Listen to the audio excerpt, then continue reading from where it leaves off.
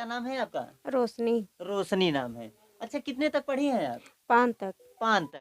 खटिया पर से लेटे थे जने कमर से उठाओ तो बैठ पाई नहीं, बैठ नहीं पाई। ऐसा लगता होगा कि भगवान मौत दे दे। उधर सोचा तो यही कि अच्छी बात, मौत मौत हो जात बढ़िया रहा। यहाँ के करे वाला है न, कब तक के करी है। 20 साल की ये बच्ची है और ये भगवान से दुआ कर रही है कि भगवान हमें मौत दे दीजिए। नमस्कार, आदाब। इस वक्त मैं मौजूद हूँ जनपद जौनपुर के फत्तूपुर गांव में। आपको बता दूं, ये फत्तूपुर गांव में एक ऐसी बीमारी फैली हुई है, कुछ दिन से लोग बता रहे हैं कि एक ऐसी बीमारी फैली हुई है। पिछले वीडियो में जैसे कि मैंने आपको दिखाया था और फिर से मैं उसी गांव में आ चुका हूं और इस तरीके की बीमारी फैली हुई कि लोग दिन पे दिन अपाहिज होते जा रहे हैं और यूँ कह सकते हैं कि विकलांग होते जा रहे हैं। और जिस घर में इस समय मैं उपस्थित हूँ, इस घर के एक लड़का नहीं, एक लड़की नहीं, यहाँ पे आपको बता दूं कि 3 से 4 लोग ऐसे हैं कि जो विकलांग हो चुके हैं। फिलहाल हम ये उनके पिताजी और अलग अलग परिवार में, इस गांव में अलग अलग परिवार में ही समस्या है। फिलहाल हम सब लोगों से मिलेंगे और सब लोगों से बात करेंगे। फिलहाल मैं इनके घर पे मौजूद हूँ, इनसे पूछने की कोशिश करेंगे कि ये कितने दिन से ये मैटर हुआ है जो इनके लड़के के साथ है, हुआ है। इनका लड़का अपाहिज हुआ है और इनकी एक लड़की है, वो भी अपाहिज है। फिलहाल ये कैसा मैटर है? क्या नाम है दादा? हमारा नाम रमेश चंद्र चमार है। रमेश चंद। कौन सा गांव है ये? फत्तूपुर कला। फत्तूपुर कला। कुछ लोग हैं कि विकलांग हैं? हमारे यही 4 बच्चे विकलांग हैं। 4 बच्चे विकलांग हैं? हाँ जी। आप ही के 4 बच्चे हाँ। विकलांग हैं? ये कितने दिन से है ये मैटर? ये तो जैसे बच्चे पैदा होते हैं तो 2 साल 3 साल ठीक रहेंगे, इसके बाद विकलांग होते जाते हैं ये। अच्छा, जब पैदा होते हैं तब सही रहेंगे? सही रहते हैं। 2-4 साल तक सही रहेंगे? हाँ जी। उसके बाद विकलांग हो जाते हैं? हाँ जी। इनके हाथ मतलब ये किस कारण होते हैं? कुछ समस्या कुछ समझ में आया? कुछ समझ आपको? नहीं आ रहा है कहीं इसका। डॉक्टर से मिले? डॉक्टर से मिले थे कुछ डॉक्टर बताए नहीं कि हाँ ये समस्या है? और ये बच्चे के लेके जौनपुर भाई साहब गए थे तो डॉक्टर बोले कि इसका ऑपरेशन होगा, 1 लाख रुपए ऑपरेशन में लगेगा। फिलहाल इसका कोई गारंटी नहीं है ये बच्चा ठीक होगा कि नहीं ठीक होगा। अच्छा, डॉक्टर ने बोला 1 लाख रुपया लगेगा, ऑपरेशन होगा, मगर इसकी हम जिम्मेदारी नहीं लेंगे कि लड़का सही होगा कि नहीं होगा। हाँ। तो उसके बाद आपने क्या किया? तो क्या करें, अब बच्चों को कमा खिलाएंगे हम कि हम 1 लाख रुपए इकट्ठा करके दवा कराएंगे। बच कमाने वाला कौन है? ये भाई साहब हैं वही के लिए। अकेले कमाते हैं? हाँ। उसी से जीवन यापन होता है? हाँ जी। यही सब दिक्कत है? हाँ। फिलहाल आप देख सकते हैं कि यही ये लड़का है और ये अभी सब लड़के से भी बात करेंगे कि क्या नाम है? क्या नाम है छोटू आपका? शिवपूजन। शिवपूजन नाम है। कितने साल के हो? 11 साल के। 11 साल के हो। अच्छा, ये कितने दिन से दिक्कत है आपका? पैदा हुए थे तभी से है या कुछ दिन बाद? नहीं, हाँ। 5 साल हो गए तब हुआ था। अच्छा, पैदा हो गए थे 5 साल के बाद ऐसी समस्या आई है? हाँ। और तभी से ऐसा हुआ है? दोनों पैर में और हाथ में भी है शायद आपकी पैर, तो आप देख सकते हैं कि दोनों पैर पूरी तरह से विकलांग है और बता रहे हैं कि 5 साल से हम सही थे, 5 साल तक हम सही थे, उसके बाद ये समस्या आई। फिलहाल हम शिवपूजन जी से और भी बात करेंगे और ये लड़की है, ये लड़की की भी तस्वीर आप देख लीजिए। ये लड़की भी पूरी तरह से विकलांग है। फिलहाल अच्छा, क्या नाम है आपका? साधना। साधना। कितने साल की हैं आप? 16। 16 साल की हैं। पढ़ने जाती हैं? नहीं। पढ़ने नहीं जाती हैं। बहुत दिक्कत होता होगा। हाँ। अच्छा, जैसे कि आप चलती हैं तो चलने में क्या दिक्कत होता है आपको? ना पहले हो तब नहीं। अच्छा, पर अब आदत सी पड़ गई है। अच्छा, आप देख सकते हैं ये लड़की है जिनका नाम साधना है, ये 16 साल की हैं। फिलहाल ये भी अपाहिज ही कह सकते हैं, विकलांग कह सकते हैं। पर ये इस गांव में ऐसी क्या ऐसी समस्या है? क्या नाम है आपका? रमापति धोबी। रमापति धोबी। अच्छा, इसी गांव के निवासी हैं आप? हम इसी गांव के निवासी हैं। अच्छा, ये जैसे कि अभी देख रहा हूँ कि इनके परिवार में बता रहे हैं कि 4-4 बच्चे अपाहिज हैं, विकलांग हैं। ये क्या सच्चाई है?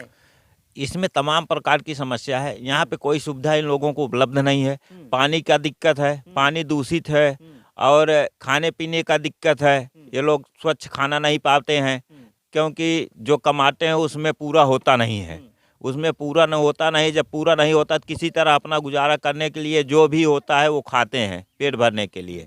जब इस तरह की समस्या है तो हम कैसे कह दें कि ये सही हो जाएंगे। इलेक्शन की बात आती है तो प्रधान आते हैं, तमाम लोग आते हैं, वोट मांगते हैं और इनकी समस्या उस समय तो इनकी समस्या दिखाई देती है, उसके बाद की समस्या उन लोगों को नहीं दिखाई देती है कि इनके परिवार में क्या समस्या चल रही है। हमारे क्षेत्र के कई सांसद हुए, कई विधायक हुए। हमारे क्षेत्र के इलेक्शन जब लड़ते हैं तो यहाँ आते हैं, सब जो है जात पात भूल भाल के सब वो करते हैं, लेकिन इलेक्शन जीत कर जाते हैं तो तब तक यहाँ कोई नहीं दिखता है, ना कोई अधिकारी को भेजता है, ना कोई डॉक्टर भेजता है, ना यहाँ पानी वाले को कोई भेजता है। तमाम प्रकार का जो सुख सुविधा है कोई पूछने नहीं आता है कि हाँ इनको क्या दिक्कत है। वो खाली जीत कर चले जाते हैं बस।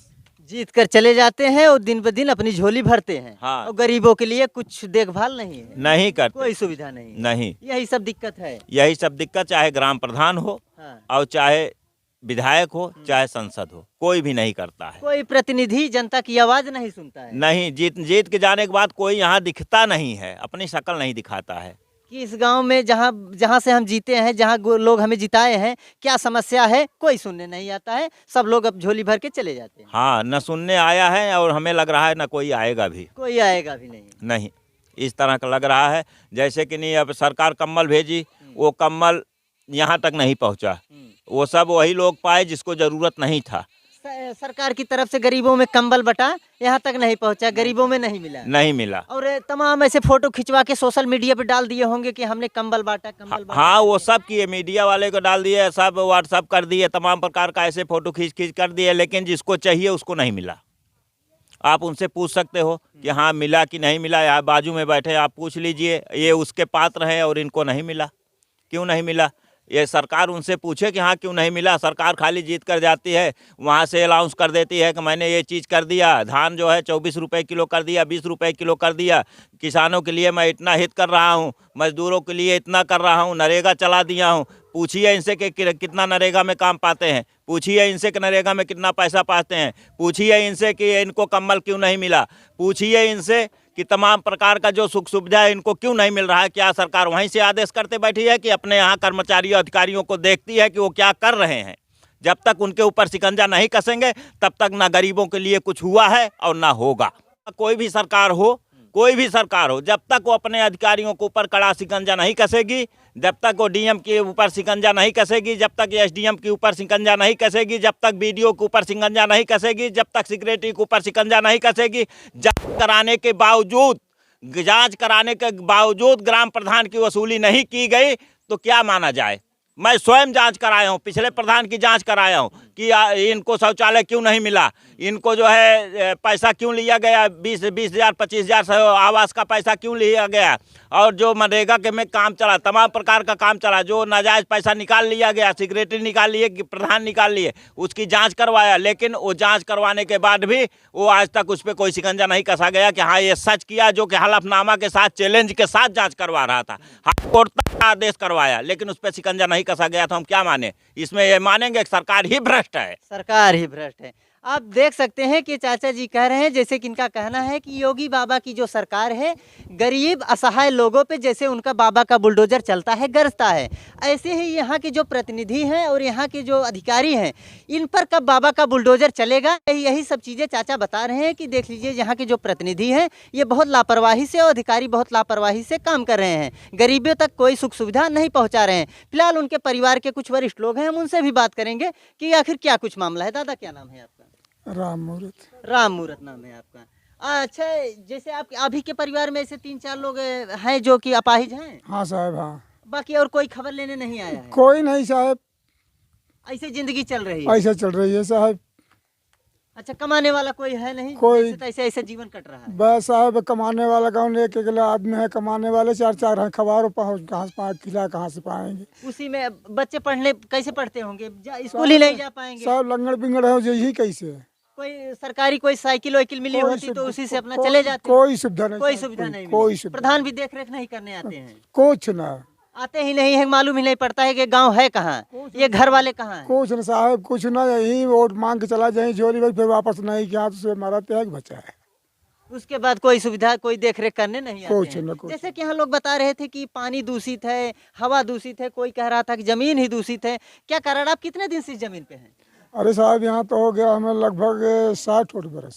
60 साल से आप इसी जमीन पे पड़े हुए हैं। हाँ। फिलहाल आपको किसी प्रकार की कोई दिक्कत नहीं है? नहीं। फिर बच्चों में ऐसी दिक्कत कहाँ से आ रही है? अब साहब यही तो ना पता चल रहा कि डॉक्टर के पास गए तो डॉक्टर ने कुछ बताया नहीं कि क्या दिक्कत है, कहाँ से ऐसा चल रहा है? कुछ नया है साहब, पानी ले गए जांच जैसा कि चाचा ने बताया कि 4-5 साल तक सही रहते हैं पैदा होने के बाद, उसके बाद इस तरीके से हो जाता है। 5 साल के बाद साहब धीरे धीरे इनके दर्द भई है, इधर से जो हड्डी पे चिपट की टेढ़ी बन गई। आप देख सकते हैं कि जैसे चाचा जी बता रहे हैं कि सब लोग हमारा दुख दर्द बांटने तो फिलहाल कोई नहीं आता है। सब आते हैं जब इलेक्शन की बात आती है तो वोट मांगने के लिए, अपनी झोली भरने के लिए आते हैं, फिर जहां जीते उसके बाद चले जाते हैं, फिर कोई नहीं आता है।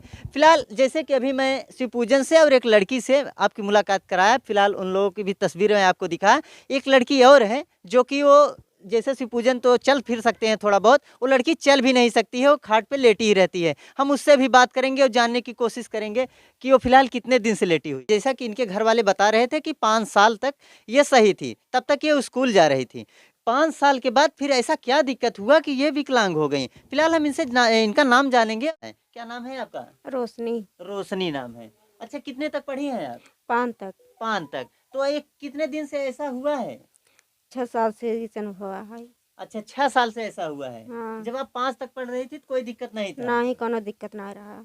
अच्छा, तब से ऐसा इस तरीके का दिक्कत है, कहीं आ जा नहीं पा रही हैं आप? खटिया पर से लेटे थे, जने कमर से उठाओ तो बैठ पाए नहीं, बैठ नहीं पाए। दूसरे के भरोसे पे जिंदगी कट रही है। हाँ। ऐसा लगता होगा कि भगवान मौत दे दे। उधर सोचते है कि अच्छी बात, मौत मौत हो जात बढ़िया रहा। यहाँ के करे वाला है न, कब तक के करी हैं भगवान, मगर मौत ना करते हैं। जितना कल झावत में बैठे हुए कोनो गुंजाइश है का कि एक जगह हम बैठी है, खाली एक और मतलब बा और कितों सुनते मतलब ना आया है। कितने साल की हैं आप? 20 साल। आप देख सकते हैं कि 20 साल की ये बच्ची है और ये भगवान से दुआ कर रही है कि भगवान हमें मौत दे दीजिए। फिलहाल ये मौत क्यों मांग रही है, आप लोग वीडियो में खुद देख लीजिए कि ये बच्ची 5 साल तक एकदम स्वस्थ थी, ये पढ़ रही थी, स्कूल जा रही थी, घर का काम कर रही थी, सब पूरी तरह से जीवन यापन अच्छे तरीके से चल रहा था। फिर ऐसा इसके ऊपर इस तरह क्या मुसीबत आ गई कि ये बच्ची पूरी तरह से विकलांग हो गई और एक जगह की हो गई। खाट पे पड़ी रहती है और ये बच्ची को दूसरे की ज़रूरत पड़ती है, दूसरा कोई इसे सहारा देता है तो ये उठती है, और अगर नहीं सहारा मिला तो ये बच्ची का बहुत बुरा हाल हो जाता है। और ये बच्ची भगवान से कह रही है कि भगवान हमें मौत दे दीजिए। फिलहाल ऐसे हमारे न्यूज़ चैनल को आप देखते रहिए, सच की ओर जौनपुर। जय हिंद, जय भारत।